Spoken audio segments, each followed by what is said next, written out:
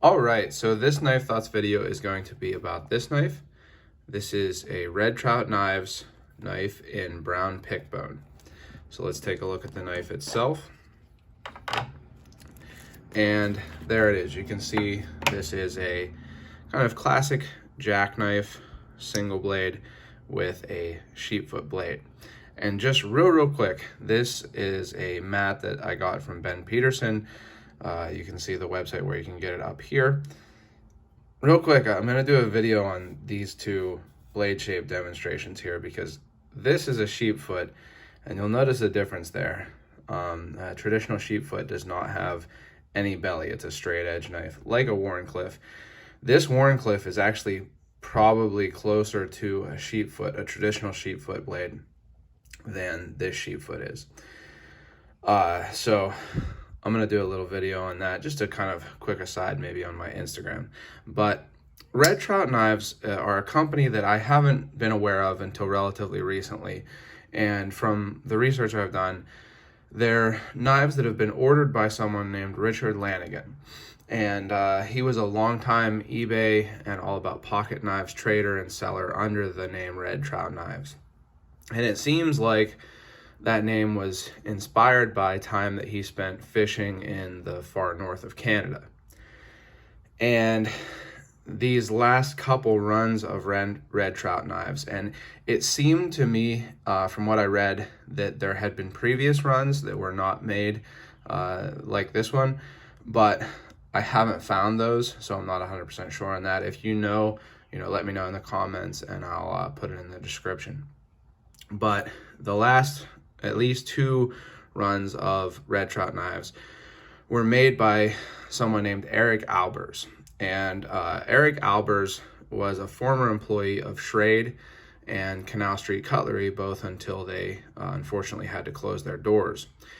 And he is a really well known within the traditional knife community knife maker, and has been making knives for a long time. And now that Canal Street Cutlery closed, he is part of a new venture called the CSC Co-op, which has been kind of in partnership with Red Hill Cutlery to make basically small batch knives. So if not 100% made by Eric Albers, then made by just a few people and, kind of like mid-tech traditionals. That said, these Red Trout knives, from what I understand, were made 100% by Eric Albers. So each knife made completely by hand, other than, he didn't die and jig the bone. I believe Richard Lanigan provided a bunch of different types of handle covers, and then Eric used them on the knives. But other than that, everything, hand done by Eric Albers. So it's a truly handmade knife, and that's interesting in itself because it doesn't come at a budget price, certainly, but it doesn't come at a custom price either. It really is kind of more of like a mid-tech of the traditional world.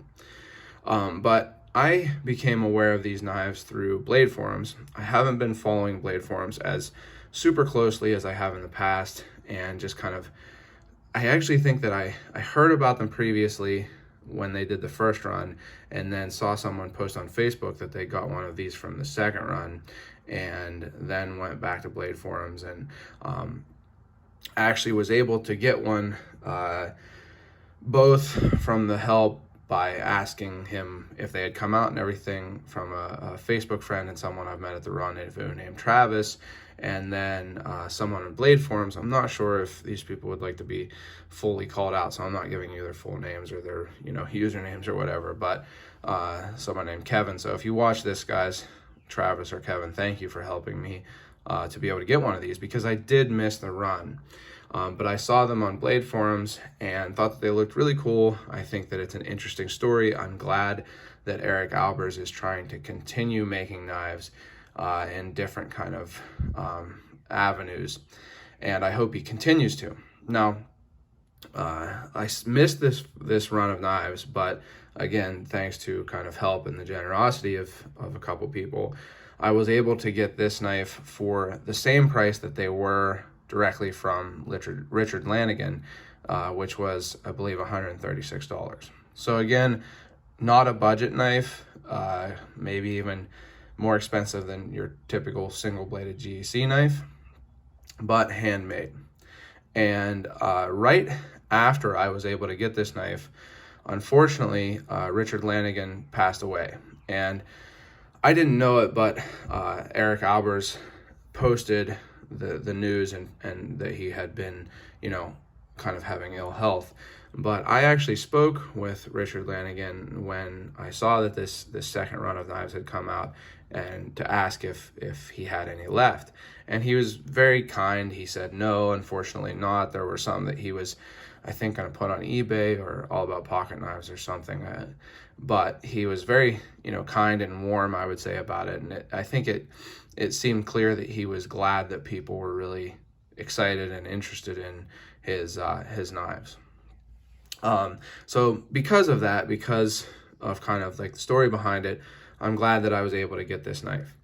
But also, I want to talk about the knife itself and how well made and nice it is. So as you can see, it has this brown pick bone, and it is a nice color, kind of a very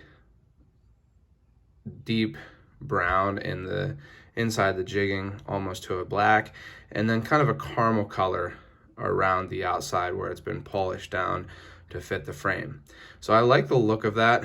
There's a lot of different styles of jigging, and one nice thing about this is that this is a style of jigging that GEC does very little of. They have done some pick bone, but not much. So it's nice to see this still in use, and well done on this knife. It is very well made. There's really no gaps. You can kind of catch a fingernail on the transitions between the covers and the bolsters, but it's nice and smooth transitions there. The bolsters themselves are well finished, well polished, and the spring, as you can see, there's no gaps. That's just kind of polishing there. You can't, at least anyway, you can't see through those gaps. No light makes it through. As for the action is very nice. I would say it's a relatively strong pull for this type of knife, a small jackknife. I would say the pull is maybe a 6.5. No, I would say going towards a 7. So a relatively strong pull, and as you can see, snaps to half stop, snaps open, strong between half stop and open, and then snaps closed really well also. So nice action. I haven't noticed any blade play. One thing is that the spring does sit a little high at full open. Not something that's a practical issue, but a lot of collectors look at that. Just something that I noticed. It does sit, maybe 0.5 millimeter high or something. Another interesting thing about this, the construction of this knife, or the manufacturing, is the nail nick. So this nail nick is massive. I don't know how well you can see it in video here, but it almost, like, I saw pictures of this knife and someone told me that it was actually Travis told me that it was a large nail nick, but you really don't get the sense of how unusually big this nail nick is until you have the knife in hand. It's a very big nail nick. And I'm going to show you some comparisons here in a little bit, and you'll see the difference between this and a Case Barlow's nail nick. So that's kind of interesting in itself. You can see the tang stamps here, Red Trout Knife Co., USA. It's a nice, simple tang stamp. It has nice finishing on the inside and everything, and the pins are all well done, no cracks at the pins or anything like that. Now, one thing that is a little bit unfortunate, in my opinion, about this knife, and if you've seen my videos, you might know that I don't like when a shield is not pinned, when shields are just glued in. I really prefer that shields be pinned, and this shield is not pinned. Not a huge surprise, because this type of pin with the lettering and the raised areas is more frequently not pinned, I would say, but it's still, I would rather have seen it pinned. But just something that with this unique shield probably was an extra step in the manufacturing process that they didn't feel was necessary or felt was too much of an additional cost. The blade sits well within the frame. That's one thing I like about Sheepsfoot blades, is that they very, very rarely sit high or proud. The blade is not perfectly centered, as you can see, but it is pretty close, certainly not an issue. And an interesting thing that you can see pretty well right now about this knife that the seller, the person who sold it to me, did let me know about, is that one side of the bone is a good bit thicker than the other. Now, it's interesting. I wonder if the bolster is actually polished thinner also. It seems like it might be, but I'm not sure on that. But the handle scales, the covers themselves, are definitely different thicknesses. Again, not a practical issue at all. Just an interesting thing that I was, told to watch for from the seller, and definitely is the case. So overall, a really well made knife. I mean, it functions perfectly. It looks nice. The blade is a classic Sheepsfoot. I like the swedging, that drawn swedging on that looks really nice. I haven't used this knife yet.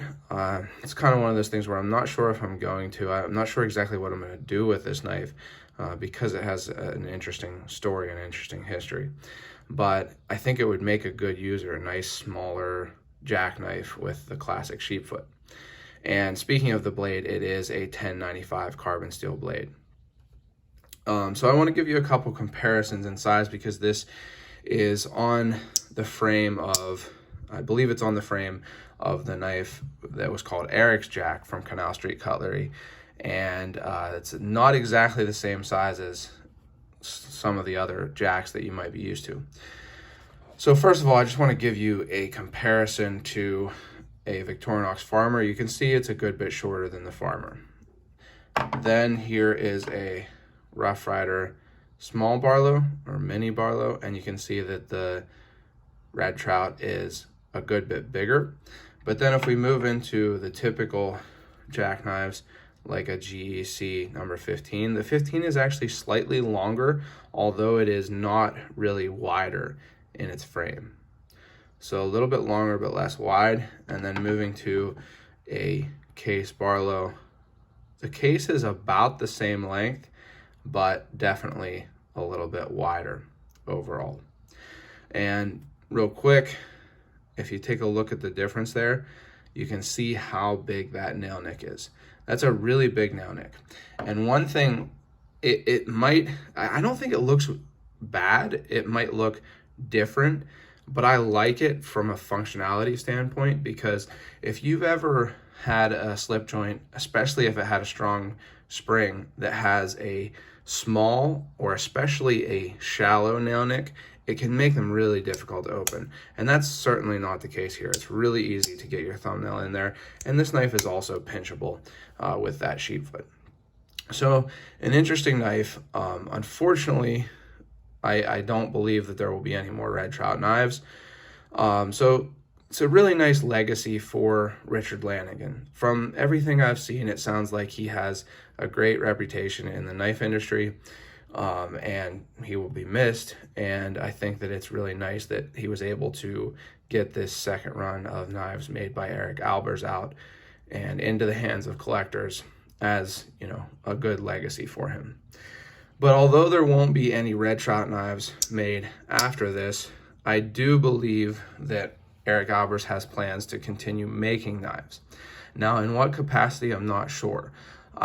From the most recent things I've seen about the CSC co-op, it seemed like it was not going exactly the way it was intended. So I'm not sure if Albers will be making knives through the CSC co-op or on his own. I'm not really sure. I haven't been able to get super solid leads on that. But either way, I think that he is making nice, traditional, American-made, and pretty much handmade, completely handmade knives. So if you're interested in those, I'm going to put some links in the description here for threads on blade forums and all about pocket knives, where you can find more information. As always, don't forget to check out my website, knifethoughts.com, where I have links to all my social media. and don't forget to go out and do good.